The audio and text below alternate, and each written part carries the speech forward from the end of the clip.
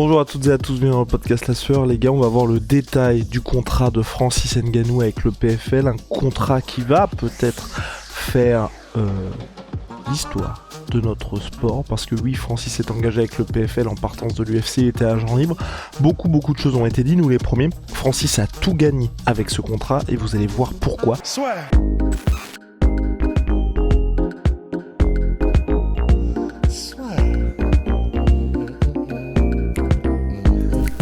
Paris sur le MMA avec Unibet. Quelle sera l'issue du combat? Une soumission? Un KO? Paris sur les meilleures cotes avec Unibet. Francis Ngannou s'est donc engagé avec le PFL, grosse qui est en train de s'établir petit à petit comme le véritable concurrent de l'UFC. Donc on a les détails de ce contrat avec le PFL, c'est ce que nous fournit Bloody Elbow, le média américain. Donc il y a plusieurs choses qui sont intéressantes dans ce contrat. C'est déjà un contrat de 2 ou 3 combats, ce qui est important parce que Francis va arriver au PFL, il aura 38 ans, puisque le contrat est signé aujourd'hui mais ne prend effet dès aujourd'hui, mais ce que je veux dire c'est que Francis devrait combattre la première fois au PFL en 2024, donc l'année prochaine. Entre temps, en 2023, là ce que Francis aimerait bien faire, c'est un premier combat de boxe pour ensuite sécuriser un gros choc en boxe anglaise contre Deontay Wilder en 2024, donc de pouvoir faire les deux l'année prochaine. Ce qui est aussi intéressant, c'est que le combat garantit à Francis un montant à 7 chiffres par chaque combat, et donc on est sur high 7 figure, donc ça veut dire qu'on se rapproche on est plus proche si vous voulez, du 9 millions que du 1 million pour Francis Ngannou. Ce qui est intéressant aussi, c'est qu'il y a un partage de revenus sur les profits nets de l'événement. Quand je dis ça, c'est ce qui est important, c'est ce qui n'est pas fait par exemple à l'UFC, c'est que Francis sera par exemple intéressé sur la billetterie de l'événement, ce qui est absolument incroyable, et quand on connaît les montants qui sont générés à l'UFC, c'est très intéressant. Par exemple, si on regarde le combat, donc c'était Francis Ngannou contre Cyril Gane, qui avait eu lieu, c'est le dernier combat de Francis à l'UFC, et bien ce combat-là avait généré, avait fait une billetterie, ça a été le record du Honda Center, donc la salle d'Anaheim en Californie, avait généré 5,2 millions de dollars en billetterie, et Francis et ni les autres combattants de la carte avaient obtenu le moindre centime dessus. Mais ça vous donne une idée de ce à quoi peut prétendre Francis Ngannou désormais, en plus de son salaire fixe.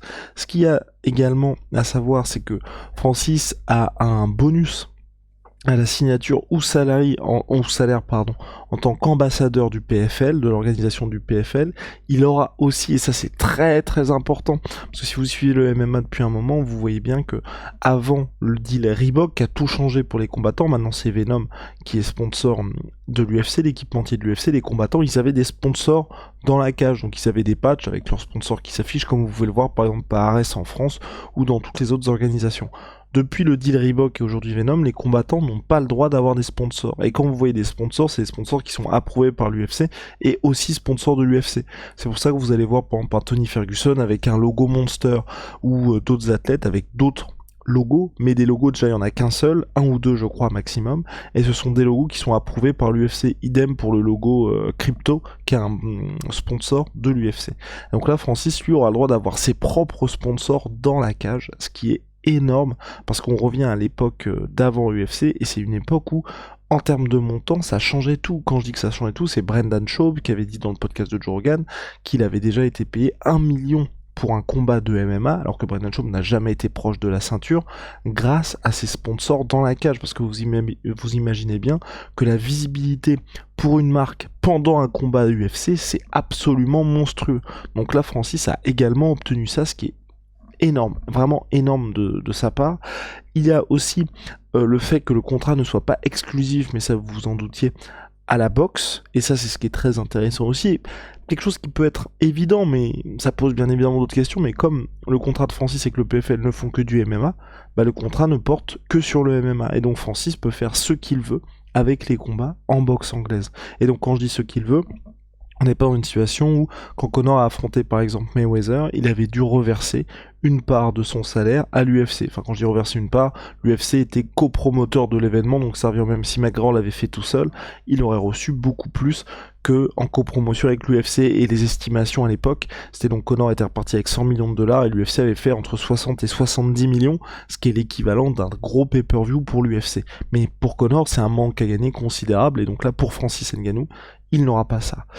Également, ce qui est important, c'est que Francis n'a pas de clause de champion ou d'autres extensions en cas de combat pour le titre. À l'UFC, par exemple, si vous êtes champion, votre contrat va être prolongé, ou alors si vous avez un certain temps entre le moment où vous avez signé le contrat et le moment de renégociation, il y a toujours un an, une période d'un an où l'UFC peut égaler n'importe quelle autre offre. Donc vous êtes en fin de contrat avec l'UFC, le Bellator vous fait une offre, l'UFC peut égaler cette offre-là. Et un an après, c'est la fin de la période où l'UFC peut égaler ces offres. Donc en gros, c'est très compliqué, si vous voulez sortir de l'UFC, de pouvoir effectivement quitter l'organisation. Pour cela, il faut être dans une situation à la Francis, où le dernier contrat que je crois que Francis a signé était en 2017, et depuis là, il était toujours sur le même contrat. Il refusait toutes les propositions de l'UFC, et donc il a été effectivement sous-payé sur la fin de sa carrière, puisqu'il était à 600 000 alors qu'il était champion, mais il a fait ce sacrifice pour pouvoir aujourd'hui être libre. C'est très compliqué de sortir du contrat UFC. Et dernier point, et pas des moindres, c'est que l'adversaire de Francis aura un salaire minimum. Donc il y avait la somme de 2 millions qui était sortie, mais il y a la somme de 1 million et de 2 millions qui sont sortis, mais en tout cas c'est une très très grosse somme pour l'adversaire de Francis, et c'est ce que Francis voulait. Ça avait déjà été sorti il y a quelques temps, donc ça montre bien que Francis s'intéresse aussi au bien des combattants. Donc voilà pour les clauses du contrat de Francis le concernant. On sait aussi qu'il va être patron du PFL Africa, qui va aussi siéger je crois que c'est Conseil pour le droit des athlètes au PFL. Donc ça c'est des choses un petit peu différentes de ce contrat de combattant, parce que là moi je parlais uniquement de combattant, mais en tant que son contrat de combattant, vraiment Francis a tout obtenu, et même ce qu'il a dit à lui, même obtenu des choses auxquelles il n'avait pas pensé, qu'il n'avait pas forcément demandé. Donc quand on voit tout ça, on se dit que c'est un contrat tout simplement incroyable. Et là vous allez me dire, et c'est ce que justement John Nash de Bloody Elbow a précisé, c'est que Francis, il aurait, avec le contrat que l'UFC lui proposait, sans doute fait plus que 10 millions de dollars en affrontant John Jones, une somme qu'il ne devrait pas atteindre en salaire pur avec son contrat au PFL. Donc ça c'est une certitude. Juste rien qu'en contrat de combattant, il se serait fait plus contre John Jones, et ensuite il aurait été également plus payé s'il avait enchaîné à l'UFC. Mais pour ça, il aurait fallu qu'il gagne contre John Jones, et surtout, c'est quand on va dire qu'on ne prend en compte que le contrat de combattant et le salaire qu'a Francis. Parce que ça serait fait, donc c'était salaire fixe plus pay-per-view, il aurait été à plus de 10 millions contre John Jones. Mais là, avec le PFL, certes, on ne peut pas s'attendre à des montants en pay-per-view qui soient aussi faramineux qu'avec l'UFC. Mais quand vous ajoutez les sponsors, l'intéressement que Francis va avoir sur le merchandising, les t-shirts, sur la billetterie, on peut s'attendre à ce qu'il touche une somme qui soit extrêmement intéressante pour lui. Et le fait aussi, et c'est ce qui est très important, c'est que certes ces 10 millions de dollars, plus de 10 millions, il va pas les toucher en un seul combat au PFL, mais avec le PFL, Francis a le droit de faire son combat en boxe anglaise qui est hyper lucratif. Alors qu'avec l'UFC, il y aurait uniquement ces 10 millions qui sont inaccessibles, je pense, au PFL, mais il peut avoir ce gros choc en boxe. Donc c'est pour ça que pour ma part, je pense que vraiment Francis a tout gagné en signant avec le PFL, et que si ça se passe bien pour lui, à savoir qu'il fait le taf dans la cage et dans le ring, on peut vraiment avoir un changement de paradigme dans les sports de combat et dans le MMA. C'est tout pour moi. Shout out à my sweet pea, my sweet protein, moins 30% sur tout my protein avec le code la sueur. See ya.